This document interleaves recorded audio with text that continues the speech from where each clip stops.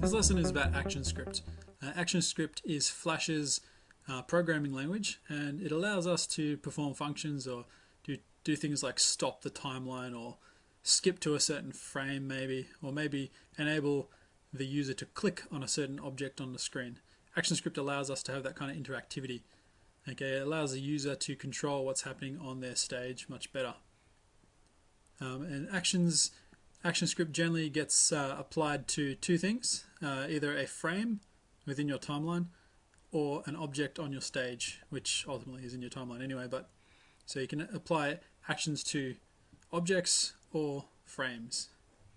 Okay, so to start with, we are going to create a simple code that will stop my timeline from playing forever.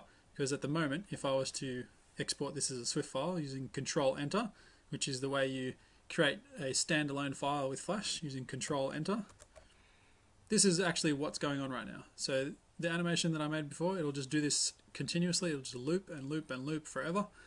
But we want to be able to control it. So we're going to create a stop command for this. So in this case, we're going to create a new layer because we want to have ActionScript on our frames, and it's good programming to make sure that you don't put ActionScript within layers that have artwork or shapes or something else in them. Okay, so we make a new blank layer, and we're going to rename this one to Actions. That way we can always keep track of where all our actions are. Now we want this to play and then stop at the end. So we're going to create a keyframe because ActionScript must be within a keyframe, and to do that we press F6 on our last frame here, which is frame 51. Okay, so this is where we want it to stop, and now we need to put in our ActionScript. Now to do that, click on the frame, and you can either press F9 on your keyboard or you can right click and choose Actions. You'll get this pop up, and you'll notice that it's got this area where you type in, and it's also got this sort of drop down thing happening here on the left. This is sort of like a auto syntax thing. It puts in all of your codes for you just by double clicking on it. So if we want to stop, we just click on the stop one, double click, and there it is. It's been put in with the right syntax, which is these lettering, these symbols afterwards. Okay, or you can just type it in yourself. If you wrote stop, open bracket, close bracket, semicolon, that would stop the timeline at that last frame, because we can see here that it's applied to frame 51. That's the one we've chosen. And now we check the tick box. This allows us to make sure the coding is correct, and if we check that, look down the bottom here, 0 errors, 0 warnings, all is good. We close that, and now if we go back to our timeline on the timeline ribbon down here, you'll notice ActionScript has been applied because of the little A symbol there. And now if I was to export this using Control-Enter, it just stops where we want it to. Okay, so that's just using the easiest command, I reckon, stop. Now if it stops, that's great, but we want to start it again. Okay, so now I'll show you how to create ActionScript on objects. So what we're actually going to do is create a start button or a replay button that will allow this to start again. To create a button, we first need a layer for it, so create new layer. And we're going to call this one buttons, and of course we want the replay button to appear at the end. So if we go to the very last frame, create a keyframe there with F6, we can now put our button just so it appears in this last frame and not get in the way of our animations. Okay, use the text tool, draw a box, write replay, and why don't we draw a box around it too so that it looks more like a button and not just some text. Yeah, it looks pretty.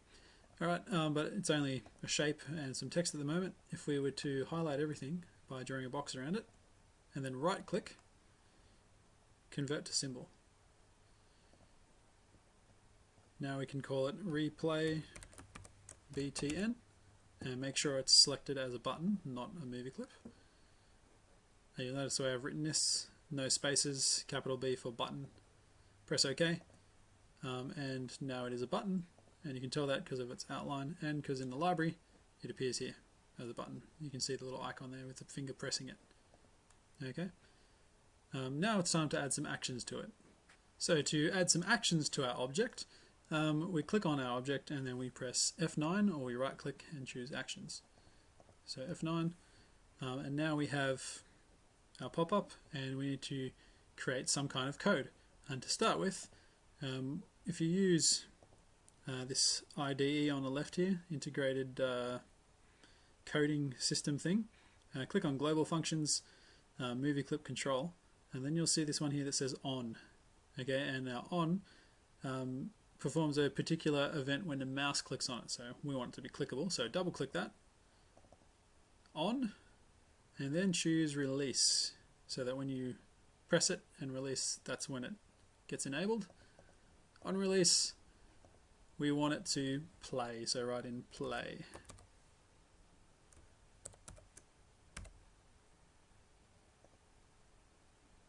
Okay, that's done. So now it should play. There's no errors, no warnings. Make sure you put the